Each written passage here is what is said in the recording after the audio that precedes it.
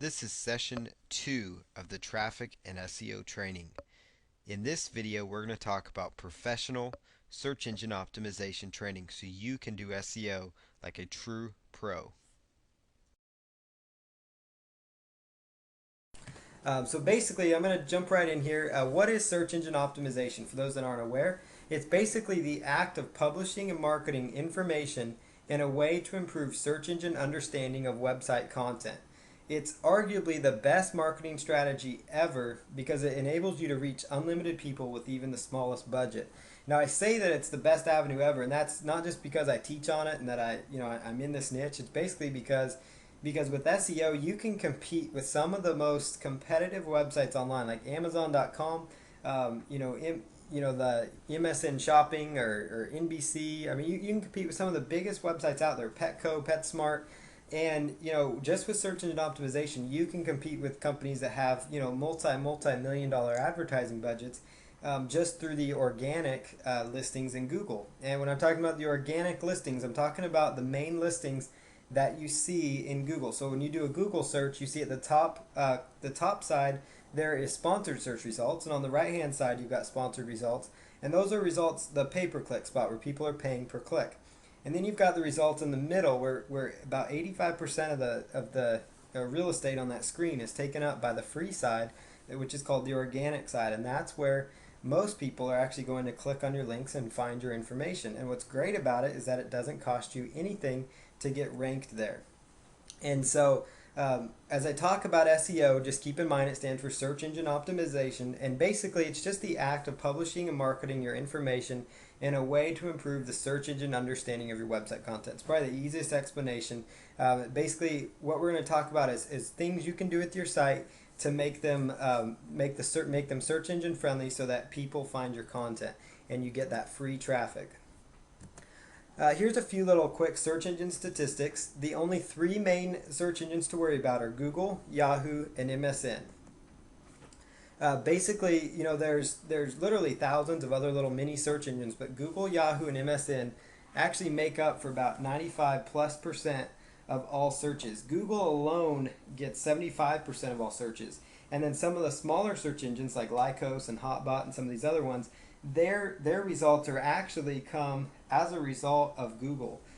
Google or Yahoo or MSN, one of those search engines drives those companies' results and a lot of the smaller search engines. So in all actuality, it's really pretty much like Google, Yahoo, and MSN own the search market. And there are little search engines, but you don't need to worry about them. Google gets 75% of all searches, so that's where you should focus your attention when you're doing search engine optimization and SEO and looking for traffic generation.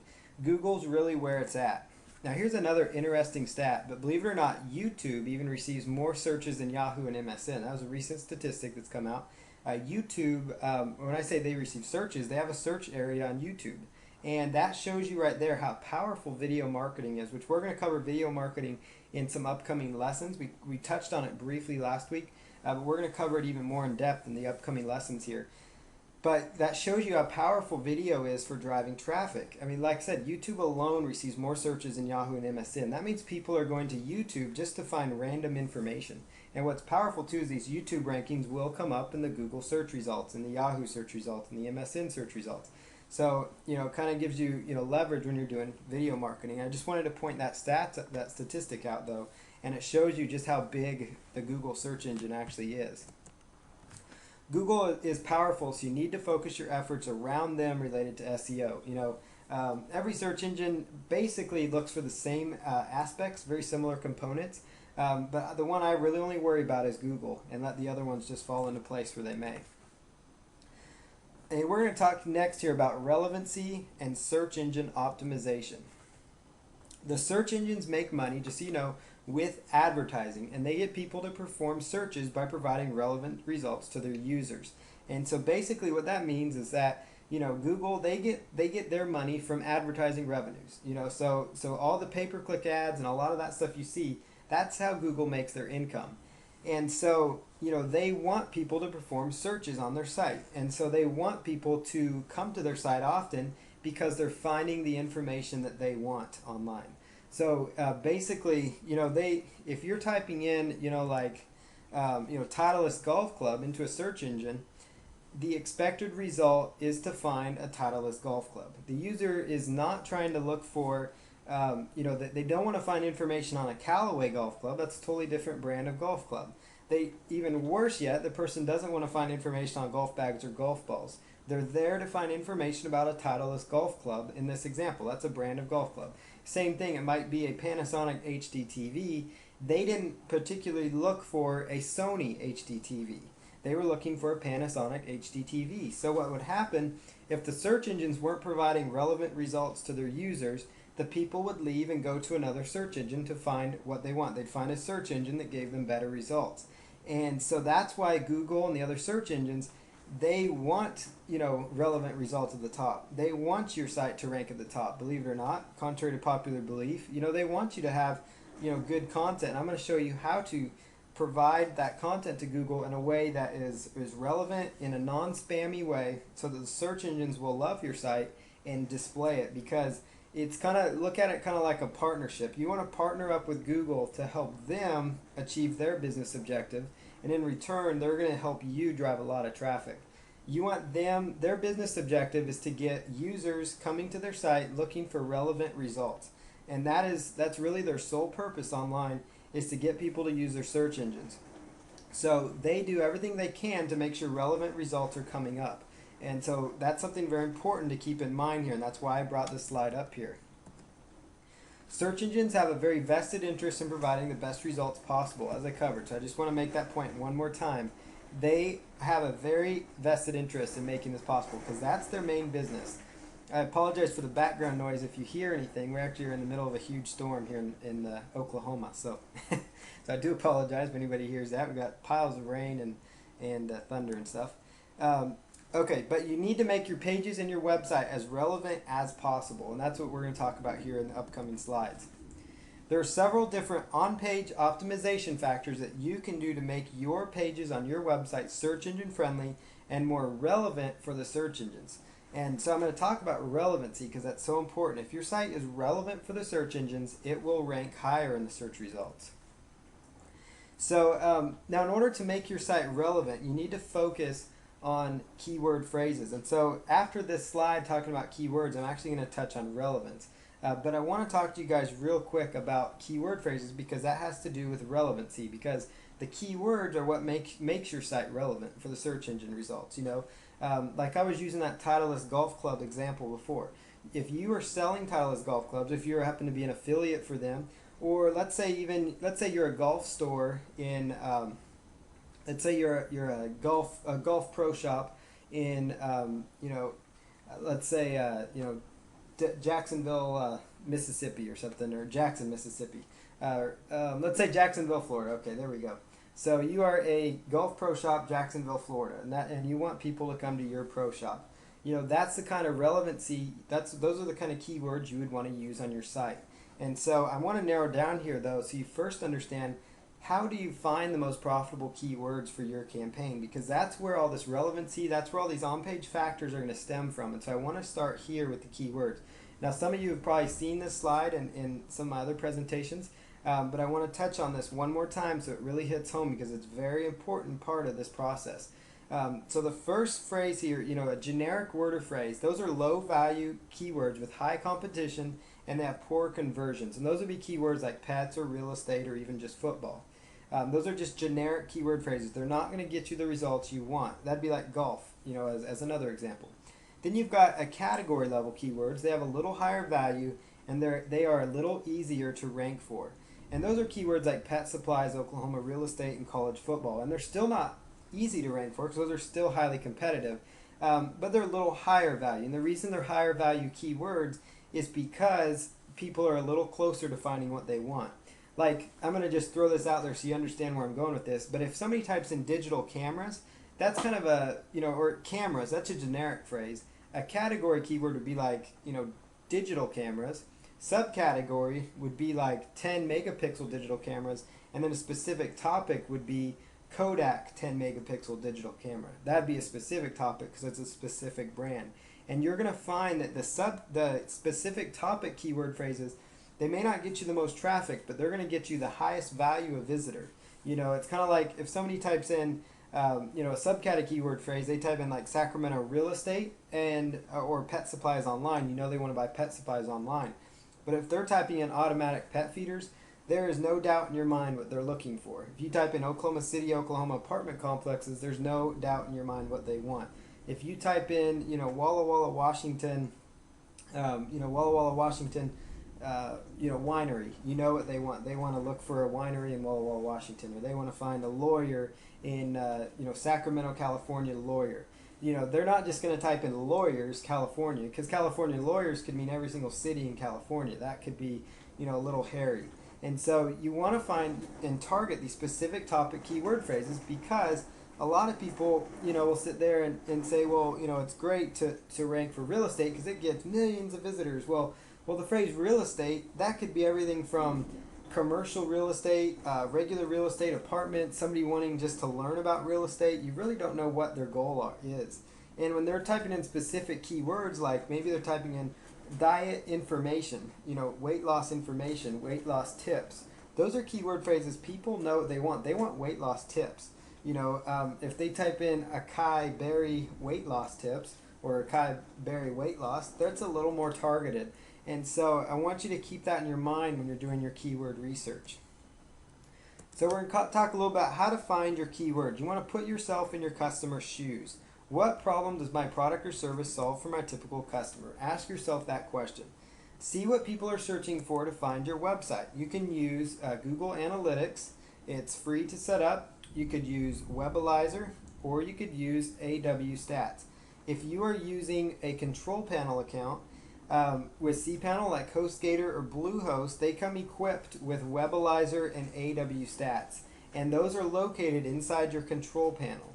And then Google Analytics is something you can find by just going to search engines and looking up Google Analytics. So just type in Google Analytics and it'll be the first result you see.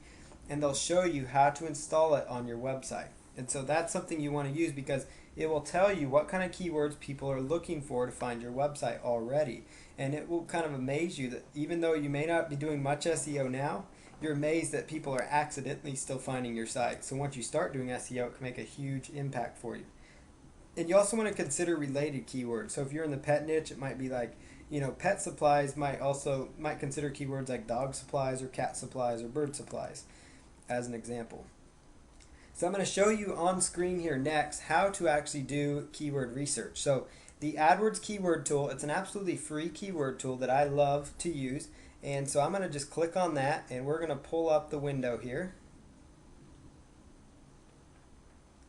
So we've got here on our screen the AdWords keyword tool is up on the screen. I'm going to just bring it over here for the recording.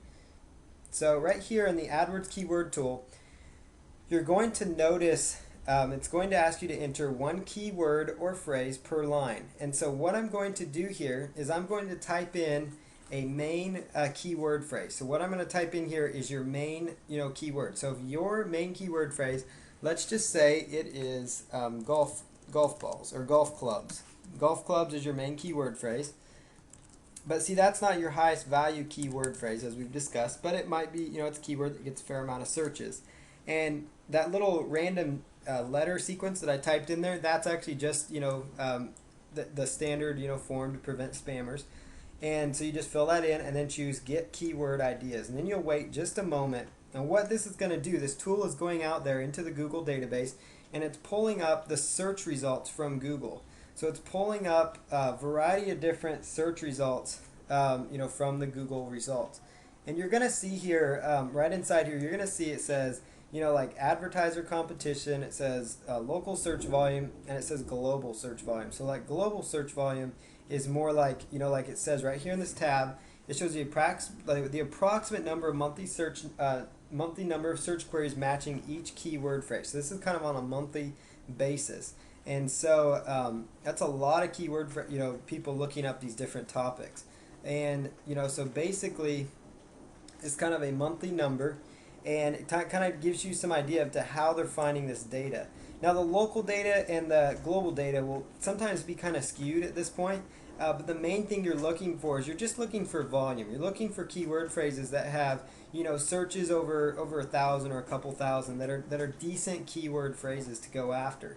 And so one thing you want to do then is go right over here and you want to do a search by clicking right there. It'll actually sort them out by how many people are looking up these various keyword phrases. Now you notice here golf clubs and golf club are two different searches, and that's something that we'll talk about here in a moment, but believe it or not, they actually are different. So that's something to keep in mind. Google will look at results actually different. I'll actually just prove that to you here in a quick little search on Google. So if you go to Google here and we were to type in, let's say, golf clubs, you notice the result, and then if we type in golf club, it changed. You notice the result changed by just taking off the by basically just taking off the S. The result totally changed.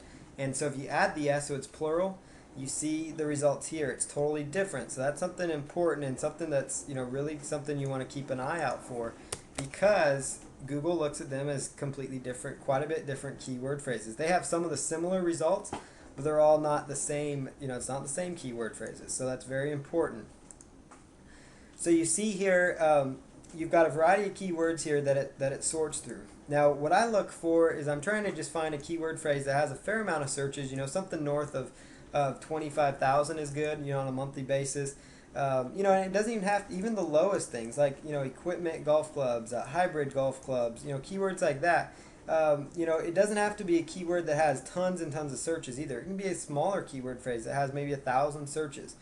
Because it's going to, a lot of times people will not target keyword phrases if they don't see any, if they feel like, well, it's only got 1,000 searches or it's only got 700 searches, I'm not going to look for that. Well, like if you look at this keyword right here, Callaway pre-owned golf clubs, that keyword is only searched for 720 times a month. So a lot of people are going to say, well, that's no good. That's not a good keyword phrase.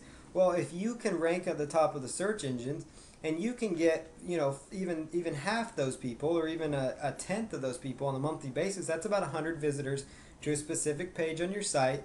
That's like having a store that has 100 potential customers walking in.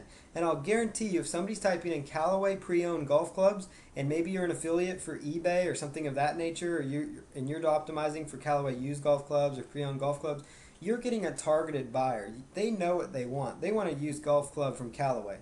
They're not just looking for used golf clubs. They're looking for Callaway used golf clubs. And so that's something to keep in mind. You've got Lady Golf Club Set. That's a pretty decent keyword phrase. And so, it's just a matter, you just want to look for keywords that have numbers in this column. Sometimes you'll see not enough data. And so I tend to kind of steer away from those keyword phrases. So when you found a keyword phrase, it's just a matter of browsing through here, typing in your main keyword phrase. So kind of your main niche. So you might type in like weight loss into this category here, weight loss, and then just type in get keyword ideas. And you'll notice here, you've got, weight loss diet program, weight loss program. It's got, it's a little easier to rank for because it's called more of a long tail keyword. It has 3 or 4, different words to it. Like here's one: free weight loss programs, quick weight loss center, vegetarian weight loss eating. All these searches have a fair amount of volume. And this number here that you're seeing, it's not going to be 100% accurate all the time. I just want you to keep that in mind. The number you see is not what you get.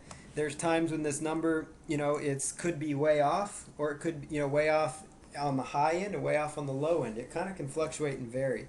So don't look at this number like the gospel truth, but look at it as an indicator as to the volume of your various keyword phrases.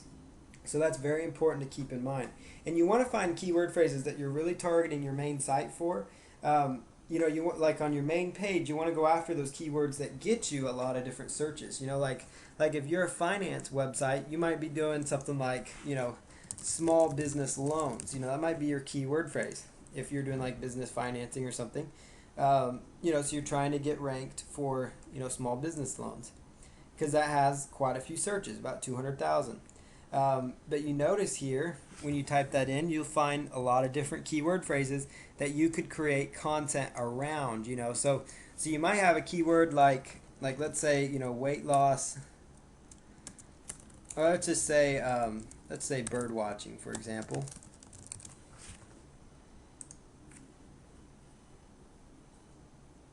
And so you type in bird watching as a niche. Well, here's the main keyword you're trying to go after. Maybe you have a site about bird watching binoculars, and it's all about bird watching binoculars as your main keyword phrase.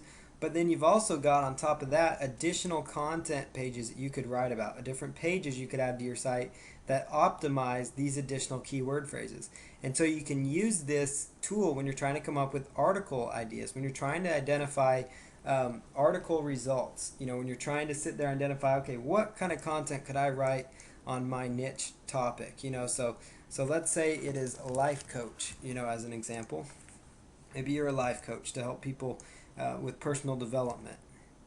So we do a Google search on life coach, you'll see 201,000. You see life coaching, 110,000. Life coach training, become a life coach, personal life coaching courses, life coach jobs, Christian life coach, certified life coach, and it just goes on and on. These are all potential keyword phrases that you could, what I like to do, the best thing you can do to get yourself the best result is find a keyword that has a lot of searches, a fair amount of searches. Try to target your main, your main site around that one. Like life coach training, it's got a good amount of searches. It's not all that, extremely competitive like life coach is, but what's interesting is you'll notice here, look what's at the beginning of that keyword, life coach. So you also are optimizing not only for life coach, but life coach training. So I hope you guys can kind of see that.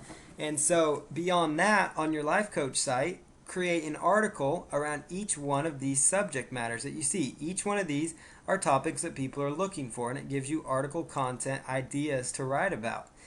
Now, one other thing I'll do on top of using the AdWords keyword tool is I will also go and use the free word tracker tool.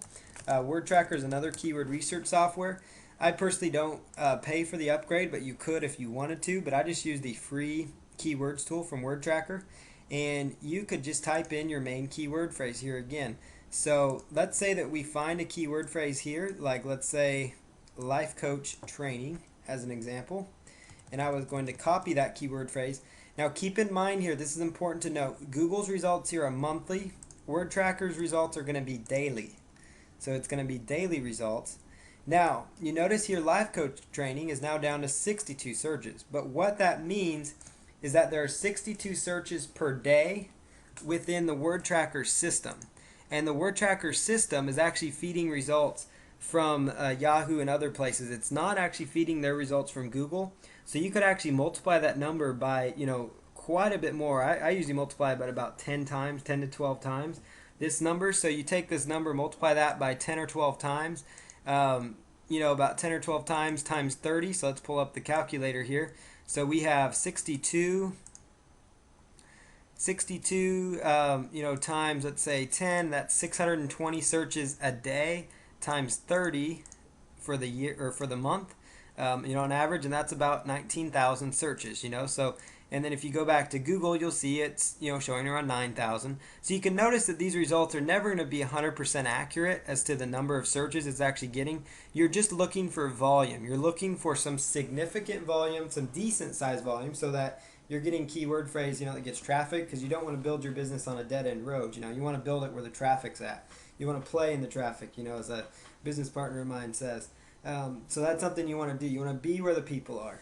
So like McDonald's, they, a great example. Another great business friend of mine talked about, where if McDonald's were to build a franchise, they're not going to go build it on some side road. They're going to build it where the traffic's at, where the people are. So you want to build your sites where the traffic's at. That's why it's so important to do keyword research to find actual keyword phrases. So I like to combine these sites because what it tells me is that, okay, both of these keyword tools identify to me that there is traffic for this keyword phrase. So I use these tools in tandem, to determine the best keyword phrases. So again, the free word tracker tool, you just plug in your information right there and you go to town with it. So you just type that in and you're off to the races. So hope this gives you a nice little overview of using keyword research tools. So we're going to jump right back here. There's also one other thing you can do with the Google tool that I'm going to actually show you real fast. You can actually search within your competitor websites for additional keyword phrases. So I'm going to show you what I mean by that. So you notice here, if we were to go and let's just think of a niche. Let's just type in the word, let's just say rock climbing as a niche. I'm just typing that in. So let's say you happen to be in the rock climbing niche. And again, this applies if you're a lawyer. This applies in whatever niche you are.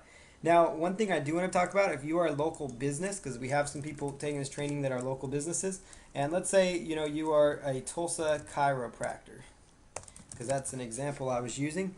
So Tulsa chiropractor on the keyword research side, you're probably going to find not. Sometimes you might even find your main keyword phrases don't have tons and tons of searches. For them, some may show even not many searches, but it's very important that you're optimizing for those, because Google sometimes will not give you. They'll sometimes show you this not enough data number when they really don't have tons of data. They haven't pulled it. Doesn't mean that keyword's not being searched for. So in those local search cases, you need to determine what keyword phrases your customers are going to find you for. And those are keywords like, if I'm in Tulsa, Oklahoma, and I want a chiropractor, I'm going to type in Tulsa, Oklahoma chiropractor.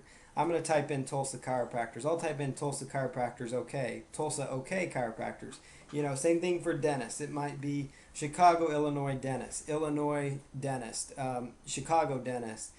You get the idea there. So don't get discouraged if you don't see any searches, for your niche. Just, if you're in a city, especially if you're in a smaller city, it's still important that you're targeting keyword phrases, with your keywords, but just think up some keyword phrases that your customers would use, and that's for the local results.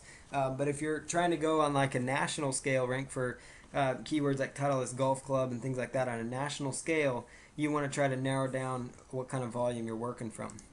So now here in this rock climbing example, I want to show you how to use another tool to find some more keyword phrases. If I was in the rock climbing niche, I would just type in rock climbing, and I would just go right over here and copy the URL, rockclimbing.com here. And whatever niche it is, you can do this for any of your competitor websites. And you're going to go to the AdWords keyword tool again, and there's an option here that says website content, and you're going to just plug in your URL there that you selected. In this case, it's rockclimbing.com. So just grab rockclimbing.com and include other pages on my site linked from this URL. So you could, as one strategy, is to include other pages on the site that are linked from this URL, because a lot of times rock climbing sites, or a rock climbing site will link off to other rock climbing sites, just like a legal site might link to other legal websites, and things like that, because they offer similarities in value. So what you're going to do then is go by get keyword ideas, and it's going to scour this website. It's actually analyzing the website for you, and it's going to take about a minute, and so just be a little patient here. And it's analyzing the website, and what it's going to do is actually pull up and tell us what kind of keyword phrases they are actually going after, and it gives you some additional keyword phrase terms to consider going after. Now this is a really powerful tool because it kind of narrows things down into little niches for yourself. So you see here, if you do this search, and you can click on that button to sort them by how many searches you have. Rock climbing shoes, that's an entire niche in itself, and so you could identify, and so like if you're in a niche and you see stuff like this and you're not targeting those kind of keyword phrases, you could say, wow, I didn't know rock climbing itself could be a niche. I need to be focusing on that too.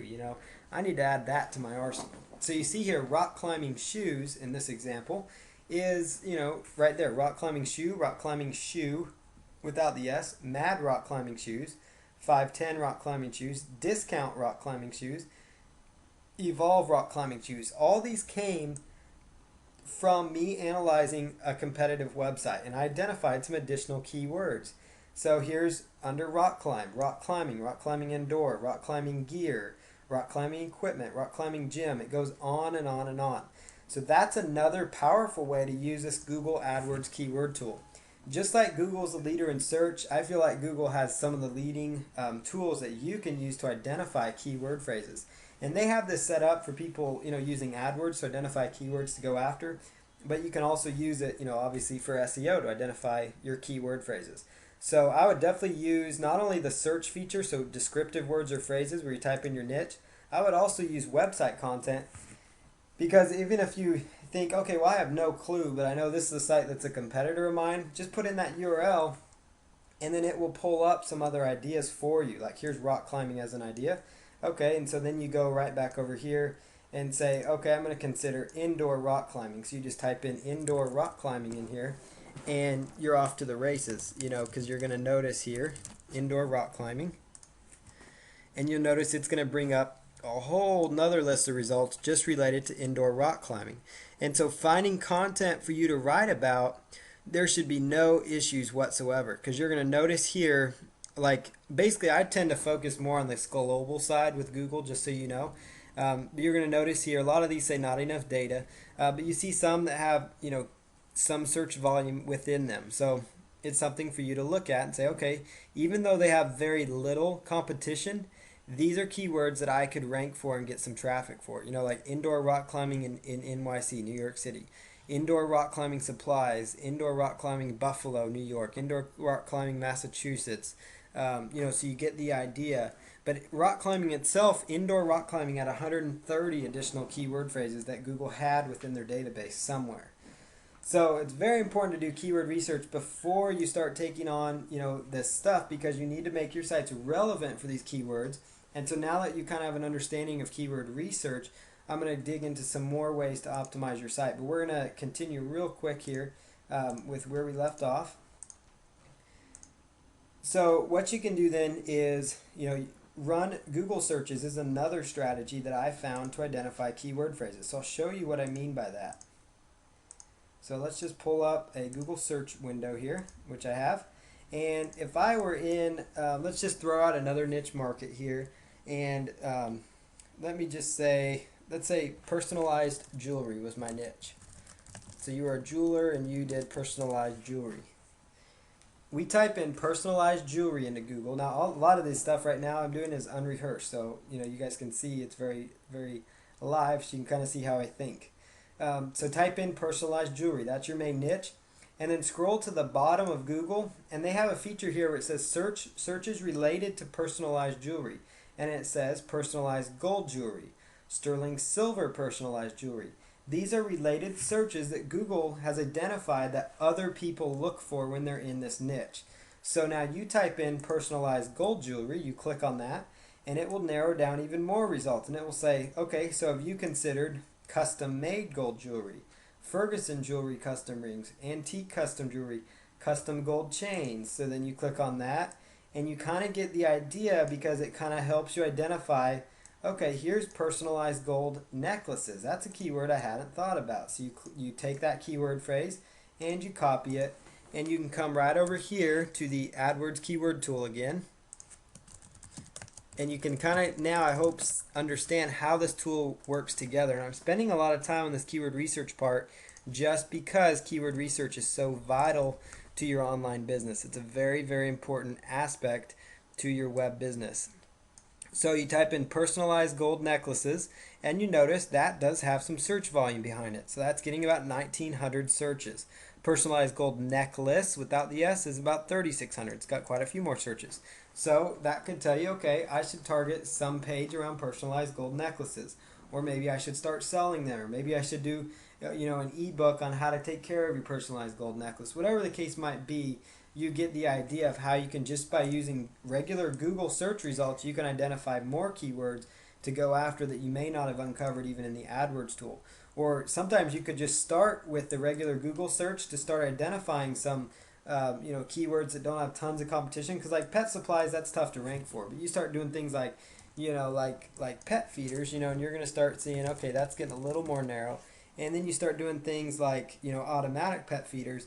And this is a site that I'm a very small owner on, but you'll notice here, we compete. There's sites, Amazon, some other big sites that are trying to compete for that, eBay, and a few others, out there that are trying to go for these different keyword phrases. And that's all just because of powerful SEO strategies. And so let's just jump right back in here. And another thing, you can do the same thing I just showed you with Google using the MSN Live search. You can just go to msn.com or live.com, L-I-V-E, and run a search on their search engine. And on the right-hand side, as it is right now, they have what I just showed you in Google at the bottom. They give you related searches. Google Insights, that's another really powerful tool. And I'll show you that real fast, and then we'll jump back to a little more content here. The Google Insights tool is another fabulous tool for you to use in your arsenal. And so let's just pull that tool up here. And you're going to see here where it says all search terms, or excuse me, it says search terms. And so you want to add your search terms. So it might be, let's say tennis is your search term, because that's kind of your broad niche. And I want to identify what I'm doing here. So you want to put in kind of your broad niche here because you kind of want to see what's been going on with your niche over time. And you're going to notice here that there's a variety of different elements that you can gather from just typing in tennis or your main niche here. You'll notice here this is the interest over time dating back to January 2004. And you notice how it fluctuates and kind of goes up and down. Notice how it might be going down slightly. It's on its way back up.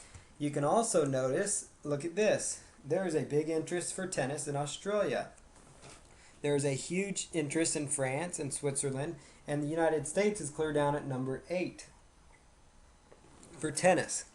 You would also notice, as you keep going, that top searches are table tennis, believe it or not. Gets more searches than US Open tennis or tennis games or other tennis shoes even or something of that. Those are other hot keyword phrases that you could consider because you could create a whole niche around table tennis because you see in the tennis niche that actually gets more searches than regular tennis. Rising searches, you're going to notice here, Wii Tennis. Virtua Tennis 3, it's like a game. Tennis warehouse. So if you had a site in that niche, you could find keyword phrases because it's telling you they're trending. It gives you an insight into what the market's doing. Here's another example. Let me just show you one more example here, and then we'll move on. Type in weight loss as an example. And not every keyword phrase will actually come up here, but most will. So you're going to notice here weight loss. In the United States, it's more popular. It's the most popular keyword phrase of all the countries. Weight loss diet is a top search term. Lose weight, weight loss pills. And so you can use this tool synergistically together with the Google AdWords keyword tool. I'll show you one more time what I'm talking about.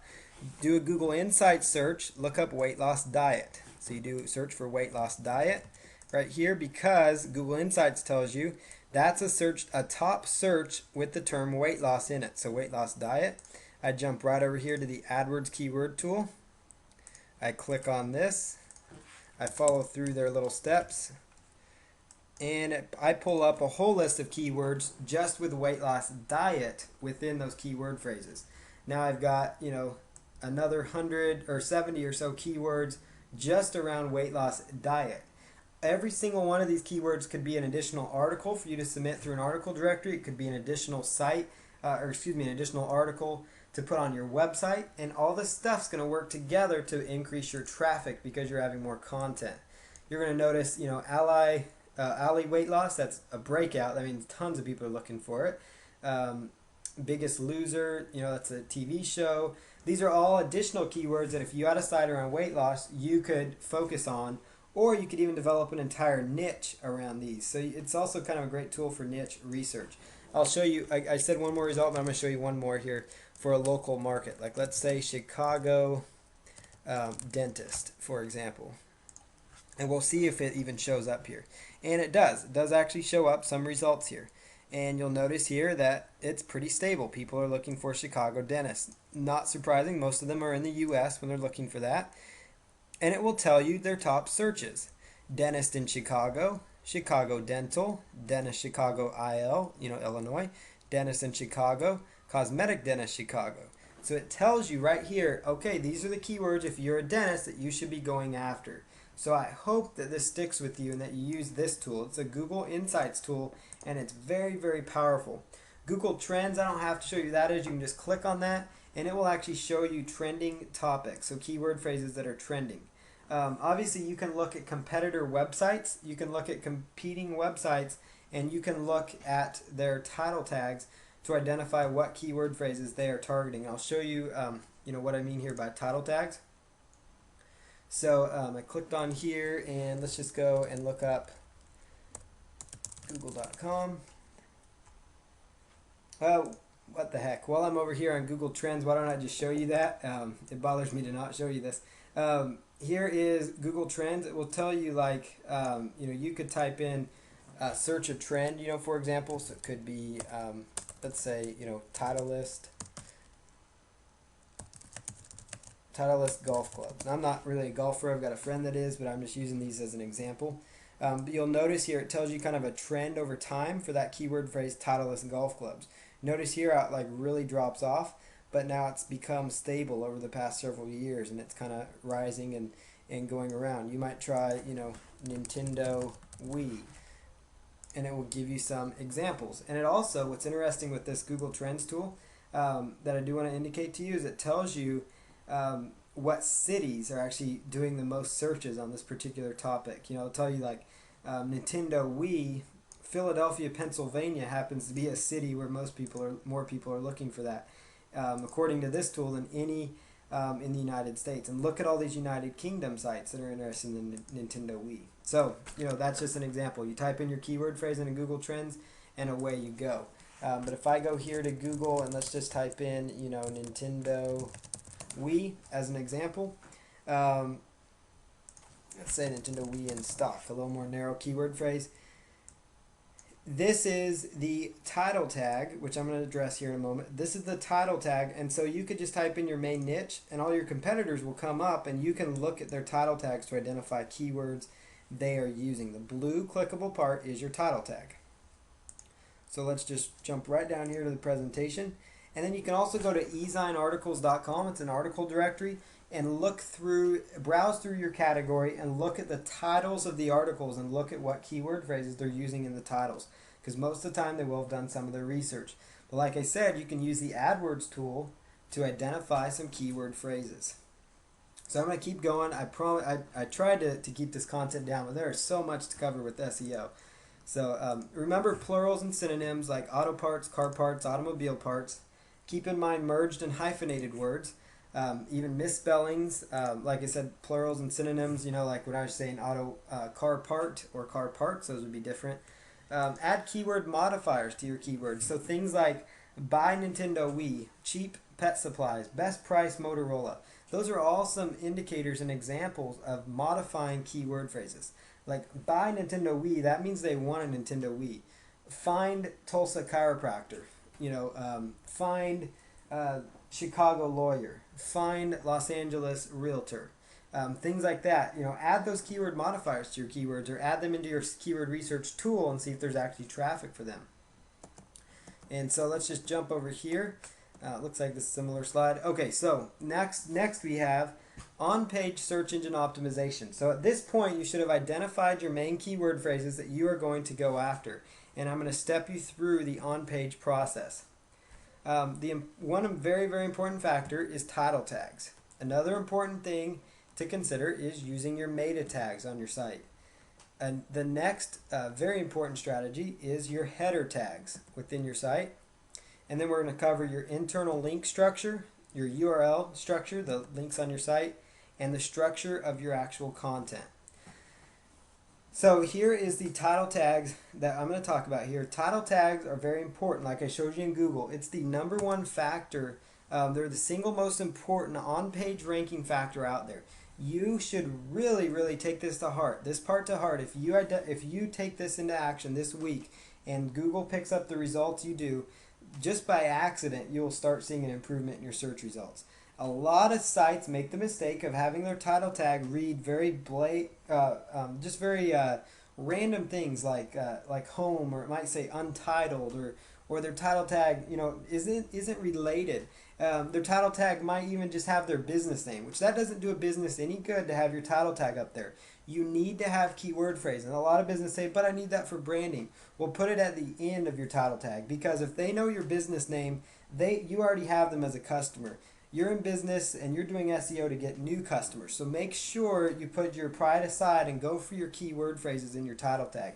You need to have your keyword phrases. I cannot emphasize that. I'm very passionate about title tag part, because you cannot get by with SEO and you will not see an improvement in your search engine rankings if you do not focus on this factor. It's very important. It's near essential.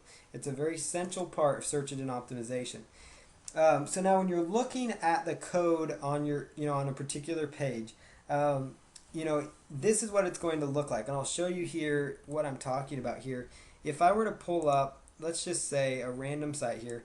Um, so I pull up this website right here as an example, and I go to view and I do page source. So notice I just did the search view and page source. You will notice here, right here, title, it's got their main keyword phrase, Nintendo Wii Tracker, find Nintendo Wii in stock. So notice they're using the keyword phrase Nintendo Wii Tracker because people were trying to track Nintendo Wiis when they were hard to find. So that was their main keyword phrase. And then Nintendo Wii in stock, that's a secondary keyword phrase they're trying to go for. Nintendo Wii in stock online, that's another long tail keyword phrase. You notice how they're using their title tag. And this, when you're inside of your web editor, like it might be a standard basic web editor, like there's some free ones called NVU. Some more common ones used are Front Page or Dreamweaver. And you click on the code view section of your website, you are going to see right inside the code view of your website, you will see the title tag. It would be between this wording, title, Title, with carets on the left and carets on the right. And then there's going to be another set that says title, but this one at the end is going to have a forward slash. And so inside that tag, that's where you write your keyword phrase in there. And oftentimes, by default, they will just call that tag, like untitled one or something like that. So that's something for you to keep in mind. So that is where you go with title tags. You want your keyword-rich title tag to show up right there.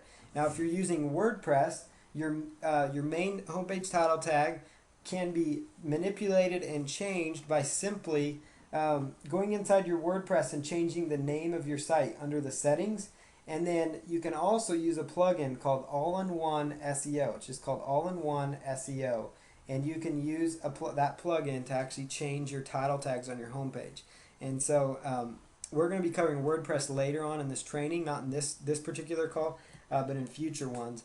And we'll show you how to do that in there. But if you have any questions on that, contact me anytime this week regarding WordPress.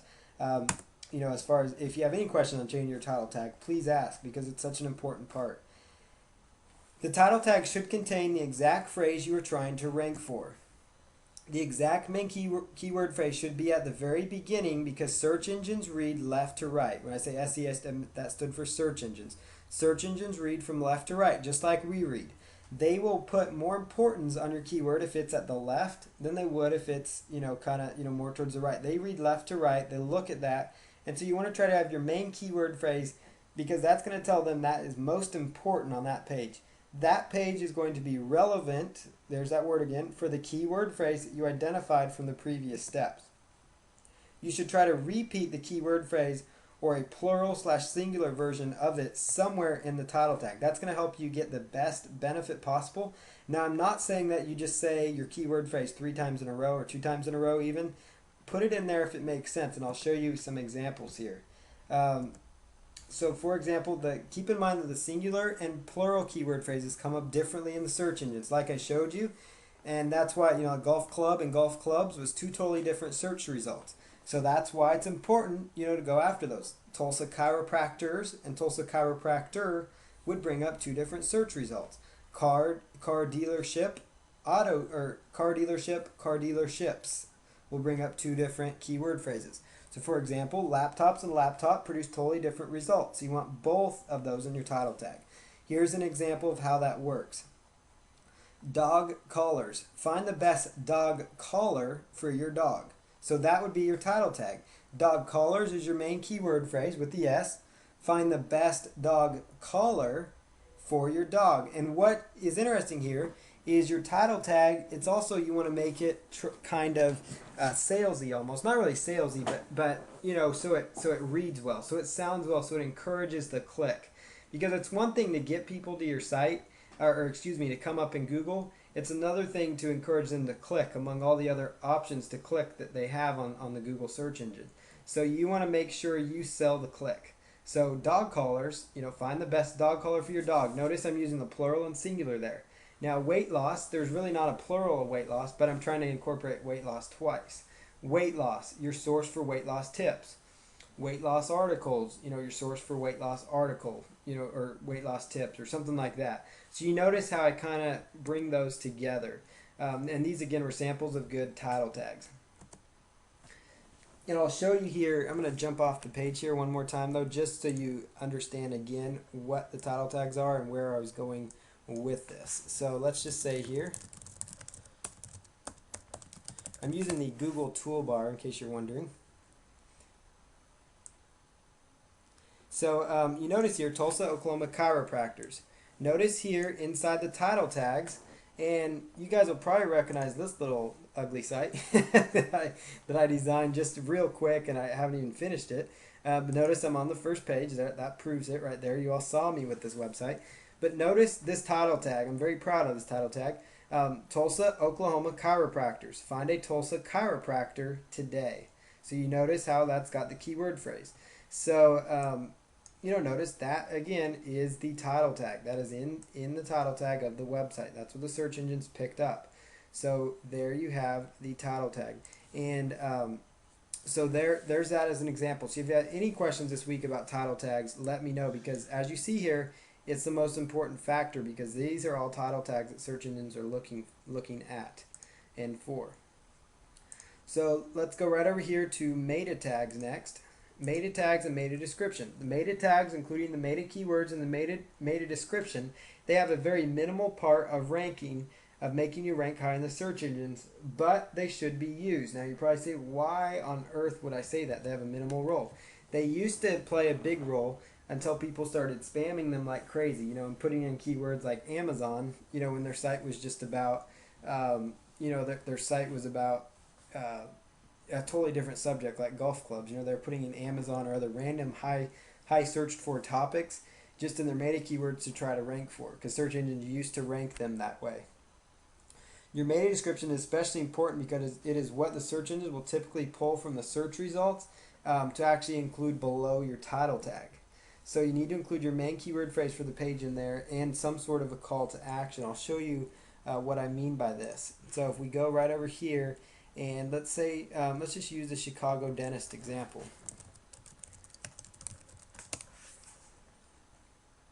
So you do a search here for Chicago dentist, and you notice here, web special, $1 exam, x-rays, or free teeth whitening. We accept insurance, gentle cleanings, veneers and braces, cosmetic and family dentistry. That's a nice meta description, because a lot of times what will happen is sites will basically, they won't put in anything special into their meta tags.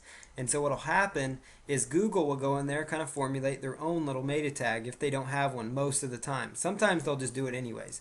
But a lot of the times what happens is Google will just formulate their own. So it does not look very exciting for people. So here's one, open 7 days a week. That's really good. Let me find one.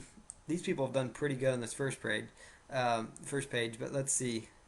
Chicago Dentist Guide. Okay, so here's one. This isn't very exciting. Chicago Dentist Guide, 1833 Dentist Chicago, 1833 Dentist Chicago Reviews, Cosmetic Dentist, Endodontitis, Orthodontist, and all these other big words. That's not very exciting to read that in your meta description. That's not very exciting, and so, this is a lot more exciting. Web special, $1 exam and x-rays or free teeth whitening. That makes me want to click. That makes me want to click on their website. Now I want to point out something here so you understand. Look at their title tag.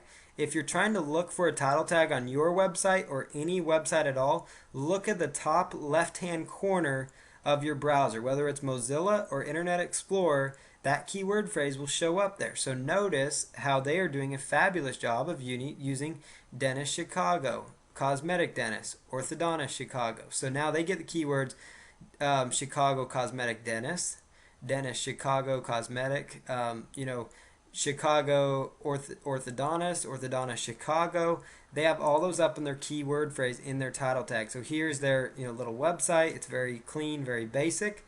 But you notice how they've done that. But they encourage the click because unlike everybody else, these other ones, they actually said web special, $1 exam, and I want to find it. Now, here you go, special web offer.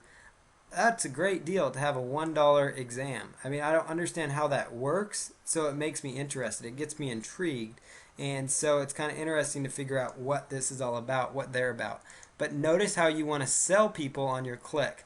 And so you not only want to be slightly creative in your title tag if you can. If you cannot, don't worry about it, but use your meta description, because that's your opportunity to encourage people. If you do not use it, Google would just pull something at random. Like Google could say something like they might just pull something that says Chicago dentist orthodontics cosmetic dentist Chicago. Now they're kind of stuffing keywords up here, but it is working for them. But you notice that's what Google may have pulled if they didn't define an actual meta description. And so that's something for you to keep in mind, and as to why you need to use a meta description and why you want to use a meta description. So the meta tag should be used very carefully, but it should only include the page's main keyword phrase. So if that page on your website is targeting working capital financing, that should be in your meta keyword phrase. If that page is targeting the keyword phrase, wood nutcrackers, like the little dolls at Christmas, wooden nutcrackers, then that's what that page is targeting. If that page is targeting popcorn supplies or popcorn machines, then that's what it's targeting. If it's targeting antique popcorn machines, then that's what your meta tag keyword will say. But you also want to try to use it in your meta description, because, and the reason you use it is not as much for the search engine rankings, but it's more for relation. People typed in, you're trying to rank for a keyword phrase, antique popcorn popper, for example. Obviously, if they type that in, that's what they want to find. So if you include that in your enticing sentence, you could say, find the best variety of antique popcorn poppers here. So it gets your keyword phrase in there, but it grabs their attention. Because what will happen is Google will bold that keyword phrase if it's in your meta description. So it helps your listing stand out a little more in Google. Excuse me. So that kind of is, defined with meta descriptions here. And I apologize, I'm going long. I always go longer than I anticipate. There's just so much content here. So examples of good meta descriptions. Get in touch with a Tulsa, Oklahoma chiropractor that is both trustworthy and reliable. Now, I didn't do a good job proofreading that. I apologize. Working capital financing. What is working capital financing? Working capital financing is the lifeblood of your growing business. So it kind of, that one doesn't as much sell them, but it kind of informs them as to what it's about. And so they say, okay, I'll click for more info on that. Or, this one's more like, get in touch with Tulsa, Oklahoma chiropractor that's trustworthy and reliable. So you're like, okay, I like trustworthy, reliable people to do business with. So let's find somebody to do business with that's trustworthy and reliable. Or maybe it's something to the effect of, you have a free report on weight loss. 5 tips to losing weight. Maybe it's a free report on being a better bird watcher. Maybe it's a free report on rock climbing secrets. Whatever the case might be, download my free rock climbing shoes shopping guide or whatever. Put that in your meta description if you offer a report, because people like to get stuff for free. They like to be informed. So include those things in your meta description. Here's an example of the meta tag. I know that your eyes might be glazing over right now when you see this, but this is basically what I showed you here. I apologize. What I was showing you on that page when I was doing a file and I did the search for view source code on those pages. This is the kind of result that comes up. This is HTML code, but you can easily edit this code by just typing, replacing these keyword phrases. So when you have your own website, you would just use find and replace, use the view source code option on your web editor, like Microsoft Front Page. Once you're inside there, where it says title, put in your keywords. Where it says keywords and content, you're going to see that option. Type in your one keyword phrase for that page, and then where it says description content, type in your sentence in your meta description. So that's how you use meta tags. Now, header tags are a little bit different. I'm going to go check our time real quick. Make sure. Okay, so we're doing okay on time here. I'm going to try to go another about 30 minutes of content, or 20 or so minutes of content, and then we'll open up the floor for questions and answers. So header tags after title tags are extremely important to your on-page SEO. When I keep talking about on-page SEO, I'm talking about changes you can make to your website so that your website itself comes up higher in the search engines. In the HTML code, like the view source section of your web editor program, your header tags would look like this: H1, H2, H3, H4, H5, and H6 with the little caret symbols. That's what they would look like in your HTML code. For example, the H1 tag typically generates the largest font, so it's the most important one that the search engines look at. They will actually look pretty highly at your H1 tag. The header tags act like headlines on your web page, and so I'm going to show you kind of what that looks like. Your header tags should look natural, and they'd be like subheadlines on your pages. So like a lot of sales pages have subheadlines, and even a lot of articles, like to break up the article, because we all know people have short attention spans online, and they want to get the information that they are there to look for. So you want to try to include that information in those headers, so they kind of draws them in to read more of your copy. But by doing so, you want to try to incorporate your keyword phrases somehow. So, for example, I'm a Washington State Cougar fan. I attended the school, and so here's an example. Your source for WSU Cougars gear. That's my keyword phrase. WSU Cougars gear. That would be like my H1 tag. Notice it's kind of big and it stands out at the top. And you can edit this by simply finding, inside your view source section, inside your content. You can also modify this within WordPress in the code view section, in the code view of WordPress. And again, if you need help with this, that's what we're here. That's what I'm here for. So you guys have access to me through email, and I want you to make sure you're reaching out to me to get your questions answered, because I do not want you to have any stumbling blocks. So your source for WSU Cougars gear. Your article would go here, so there's your article, and you have a short couple paragraphs to start off your article. And then you also hit them with another little subheadline. Buy WSU Cougars gear and save. So it gets the keyword phrase in there one more time, but this time it goes, inside the H2 tag. And so then your article continues there, and you don't have to use all 6 of them. You could only use 1, or you could use 2, or you could use 3, or whatever you want within that article, but it kind of breaks it up. But I'll show you here an example before I jump off here of a great site that does a fabulous job of using this. This is a guy who runs a site that's a phenomenal SEO guy.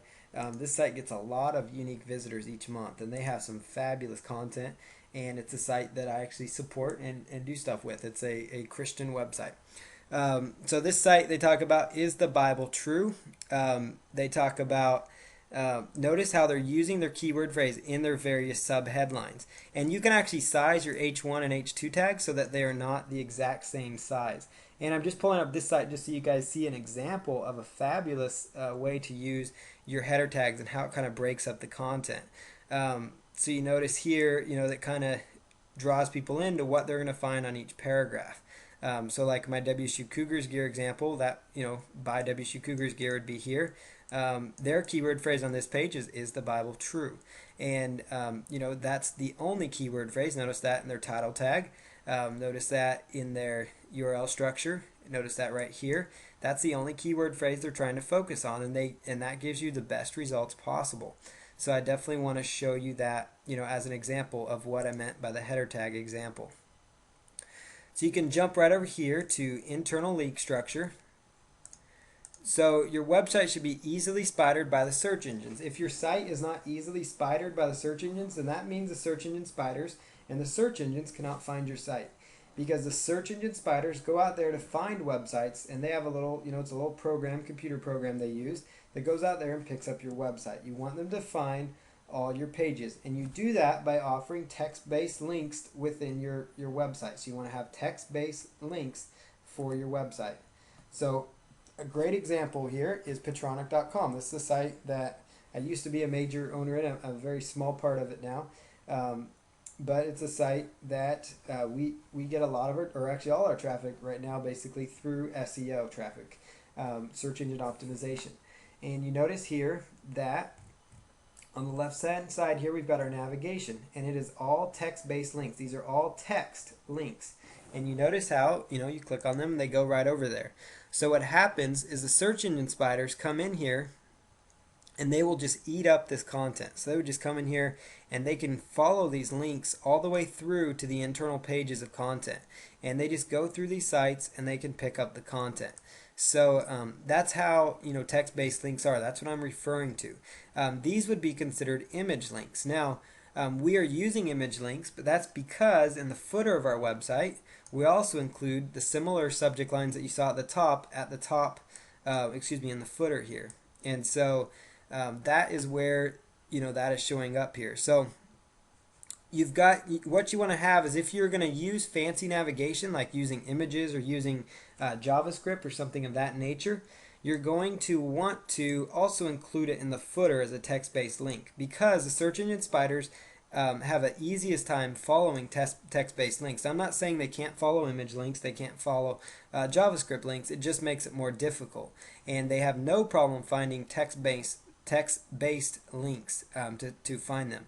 And one thing I want to draw your attention to is notice this clickable part of the link also is the main keyword phrase for that particular page. And what that does, that's called the anchor text. I know you've heard that said before, but anchor text is a very important aspect of search engine optimization because anchor text is what is the clickable part of the link. It's the clickable text. That's another way to talk about anchor text. And it should be your main key, that page's main keyword phrase should be in that anchor text. So for example, beeper callers. That page right here is all about beeper callers. You're going to notice here, beeper callers. That right there, it is actually text-based. That's an H1 tag. Right there, beeper callers. And then you'll notice here, beeper callers, beeper callers, dog training. Notice that in the title tag. Notice that in the breadcrumbs, so the search engines can find those breadcrumbs. And also in our URL structure. So it's very, very clean. It kind of just, it's very well optimized. And what happens though when you're doing this is, the actual website itself will rank higher in the search engines when you're, basically it'll help these internal pages of your site rank when you're telling the search engine spiders what to expect.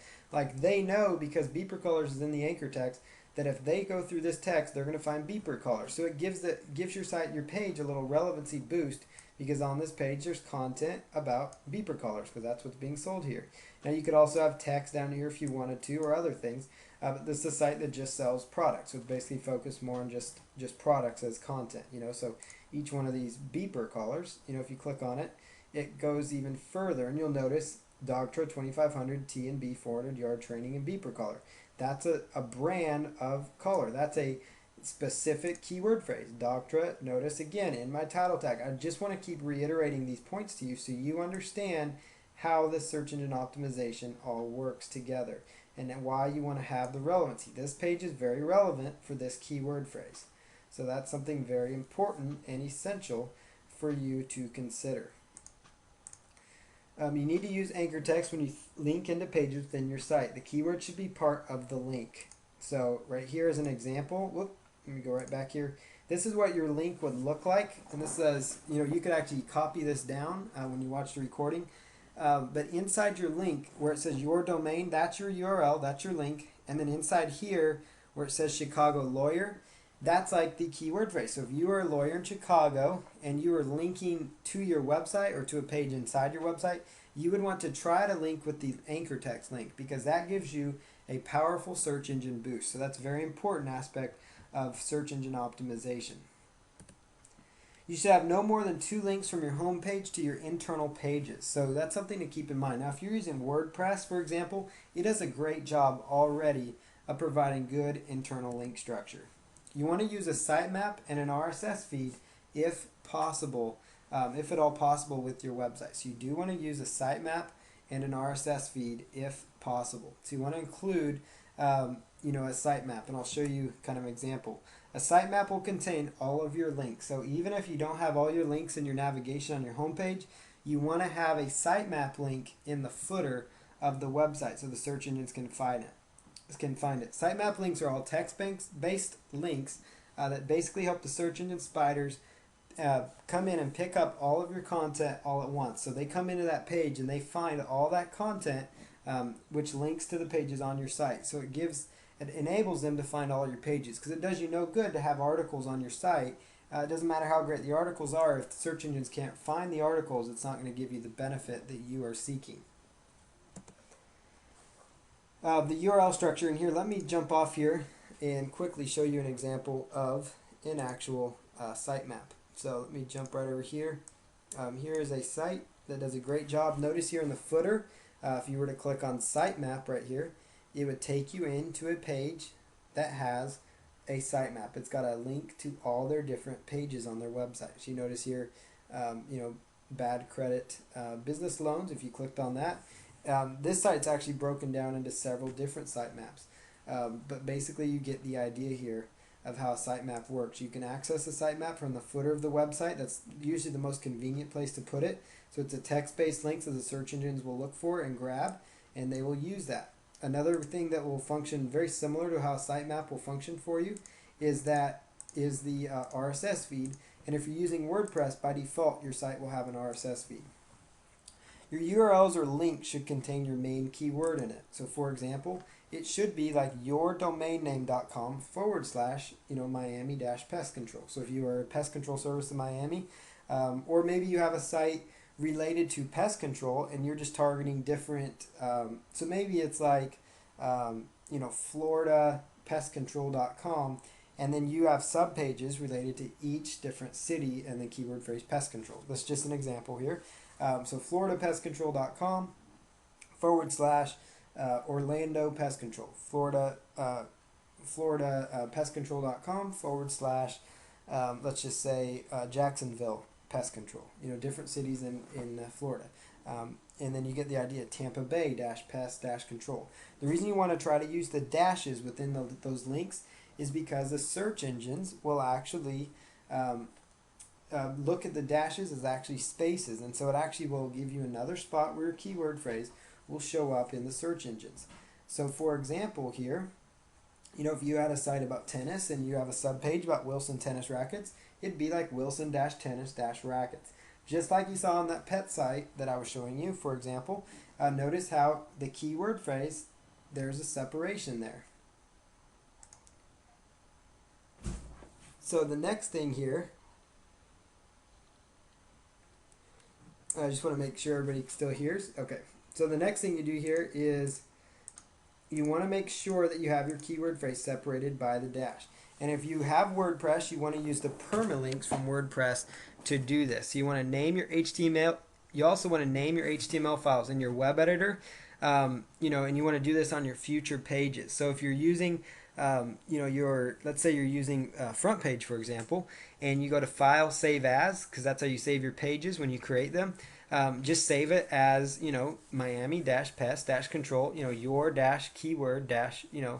here, you get the idea. So I'll show you here real quick how to use the permalinks within WordPress. So let me just go right over here to paulcounts.com / go to my administration side of things. And let me actually use a more recent website here.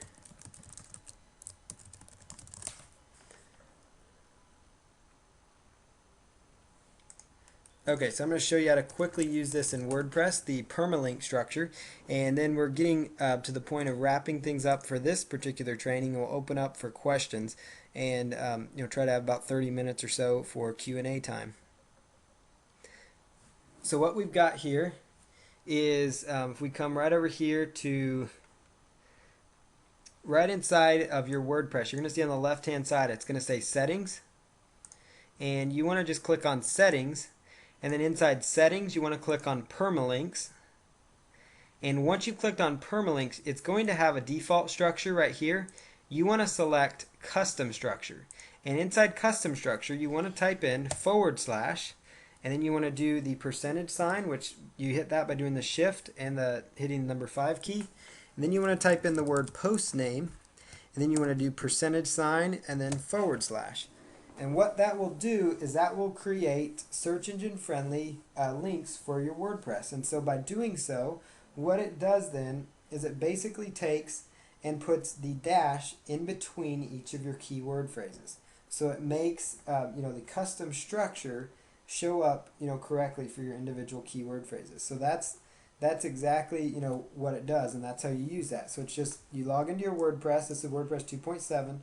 Go under settings and choose permalinks, and then choose your custom structure.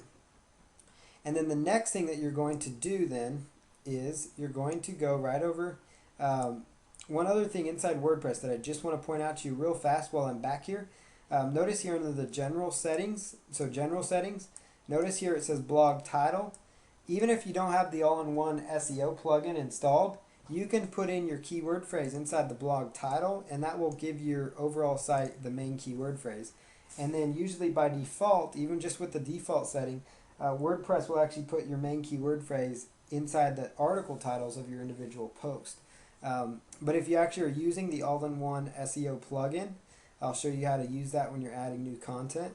So if you're right here and you chose add new content, and this is going back to the example, so you write in your article title, you write in your article, and then you scroll down to where it says all-in-one SEO pack, and that's the plugin you're going to want to write down. It's all ALLIN1ONE SEO pack. And then where it says title, you could actually put in whatever title tag you want using the examples I showed you from the training. For the description, you put in your nice meta description, because that will enable the search engines to possibly, you can entice people. You can sell the click within the search engines because you can create your meta description that way. And then you can put in your keywords, separate your meta keywords, which in this case is just the main keyword phrase you're trying to go after. So that is how you do, the URL structure. And so the next little bit here, we're almost done here, I promise. So that's how you do your URL structure. You want to try to do dashes to separate things. Now, content structure. This is very important. Your articles on your site should contain your main keywords near the beginning of them. So you want to write your articles so they're unique, so they're relevant, so they have high quality content. But you really, in order to tell the search engines that an article is relevant for a particular keyword phrase, like let's say the article is on Wilson tennis rackets. If you don't mention Wilson tennis rackets in the first paragraph or two, it's not going to look very relevant to Google, nor to the person using it. So you want to look out for your users, because they're there to find a Wilson tennis racket. So if your site happens to come up for that keyword phrase, because you've used it in your title tag and your URL structure, but you don't talk about Wilson tennis rackets till paragraph 3, it's not going to do your users any good. So because they may think, well, I didn't, I'm not finding the content I'd hoped to find on this page, for example.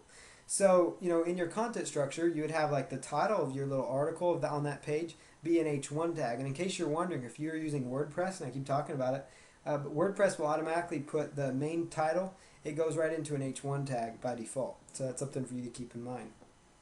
So it's already done for you whenever you create your post. So that's why it's important to try to incorporate your keyword phrase in your article titles within WordPress. And if you're just using standard HTML to do your sites, that's not a problem at all. Just go ahead and put in your main keyword phrase in there. And so you want to try to have your main keywords, your main keyword phrase, so if it's Wilson tennis racket, you want to try to mention it at least one time or so in that first paragraph. Now, there's nothing. Articles should be broken apart with the header tags in between if possible. Not only will that help your readers, because it will actually kind of break things up, because it's really hard on websites. People don't want to sit there and read 500 words at once. They like to have little subheadings and things. So try to break it up when you're doing your articles on your site. You should try to include your main keyword once or twice in the first paragraph, and place it anywhere that makes sense in the next paragraphs. And that's an important statement I'm making. It needs to make sense. You do not want to write content that doesn't flow and that doesn't make sense. So, I would not sit there and talk all about, let's say Tulsa chiropractors. I wouldn't say, find the best Tulsa chiropractors. Tulsa chiropractors are the bomb. Tulsa chiropractors are trustworthy. Tulsa chiropractors this. Tulsa chiropractors that. That doesn't flow well. So you do not want to stuff with keywords. Not only will that get, a little red flag to the search engines that you're trying too hard to optimize, but it's also going to send a red flag to your readers that you don't care enough about them to write good content. So you need to write good, solid content that they're going to read, actually. That's very important. So it needs to be search engine friendly, solid content. Try to include your main keyword in the last paragraph of the article if possible to kind of close it out. That's just kind of well-rounded approach to getting that content on there. So you want to include one or two times in the first paragraph, where it makes sense in the middle paragraphs, and then try to close out with that keyword phrase. And that's going to kind of give you that nice balance of relevancy, and only include it at the end if it makes sense. If it flows in your close, put it in there. If not, don't use it. Don't say, well, Paul said I need to have it, so you write it in there. Just do it if it makes sense. That's the important thing, is use your keyword as it makes sense, but use it. A lot of times people, well, they may not try to use it. So it's important to try to incorporate your keyword phrase in your content, but don't overuse it. Don't abuse it. Use it, but don't abuse it. That kind of rhymed. Perfect keyword density is an absolute myth. I know a lot of SEO people might be seeing that going, hey, but it's a myth. There's no such thing as perfect keyword density. Not only will it waste your time because you're going to be sitting there calculating, according to my calculations, or whatever, I've got 500 words of content and I've got the keyword 20 times, and so I need to have a keyword density of 0.113 or whatever. There's no such thing. Don't bother with that. Don't worry about a percentage. There's really no set percentage. If your article makes sense to you, if you can read it out loud, or if you can read your own article and it makes sense, if it reads like you speak, then it's good enough to go. If it reads like you speak and it really gives good content, good information, then it's good. You just want to try to include your keyword phrase because it makes sense. Because if your article is relevant about a subject, obviously it's going to include your keyword phrase. So really, there's no science behind that part of it, or really any of this SEO that I'm showing you. It's just a matter of putting things in good locations. And so don't worry about perfect keyword density. Just write good solid content.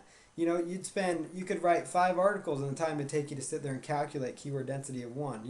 So sit there and write those 5 articles because that's going to do better for you. And then read your content and make sure it flows and makes sense. Just don't insert keywords because you think you have to. Don't abuse keywords though. Don't overuse them. If you have to, err on the low side of using them, but still use them. I can't stress that part enough. Make sure they're in there because it makes sense. Don't get caught up with it at all. Write for humans and not for search engines, and the search engines will appreciate your content. Like I said at the beginning, the search engines are there. They want to partner with you. They want to show your content to their visitors, believe it or not. And it's not that they want you to succeed, but basically, if you succeed, they will succeed because as you come up there, you're going to write more good content. They want to show your site, and I'm not saying that they're going to signal you out and pick just your site because there's tons of competing sites, but it will by default signal you out because a lot of sites are not focusing on basic SEO principles.